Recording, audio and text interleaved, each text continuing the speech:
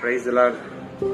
இன்றைய நாளின் வேத வார்த்தைகளை அன்போடு வரவேற்கிறேன். இன்றைய நாள் கூட ஒரு வசனத்தை காண்பித்துக் கொடுக்க விரும்புகிறேன். இன்றைக்கு ஆண்டவர் உங்ககிட்ட பேசுகிற வார்த்தை, பிசாசுக்கு எதிர்த்து நில்லுங்கள் என்று கர்த்தராகிய ஆண்டவர் இன்றைக்கு உங்களை பார்த்து சொல்கிறார். வார்த்தைக்குள்ள போகிறேன்.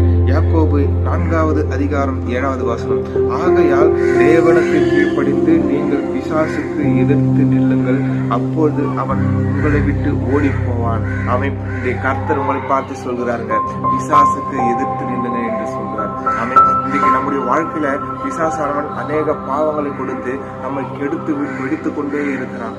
ஆனால் நம் கர்த்தருக்கு கீழ்ப்படியாமல் பிசாசுக்கு இடம் கொடுத்து விடுகிறோம். இன்றைக்கு பிசாசானவன் நம்ம இதை வஞ்சித்துக் கொண்டிருக்கிறான்.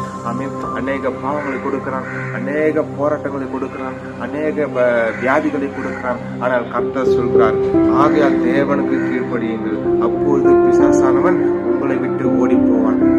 இன்றைக்கு தேவனுக்கு கீழ்ப்படிந்தவர்களாக இருக்கிறோமானால் என்பது இன்றைக்கு கிடையாது. நம் அநேக காரியங்கள் இன்றைக்கு இடம் கொடுத்திருக்கிறோம். ஜெபிப்பது கிடையாது, வேத வாசிப்பது கிடையாது. ஆனால் கர்த்தர் சொல்கிறார், எனக்கு கீழ்ப்படியுங்கள், அப்போது பிசாசானவன் உங்களை விட்டு ஓடி போவான். அவன் விசுவாசிங்க. இன்றைக்கு ஏதோ ஒரு பாவத்துல நீங்க அடிமைப்பட்டிருந்தாலும் சரி, ஏதாவது வேலையில் அடிமைப்பட்டிருந்தாலும் சரி, அவன் ஆண்டவருக்கு கீழ்ப்படிங்க, அப்பொழுது பிசாசானவன் உங்களை விட்டு ஓடி போவான். ஆமென். நிச்சயமாக கர்த்தர் உங்களை ஆசீர்வதிப்பார். God bless you.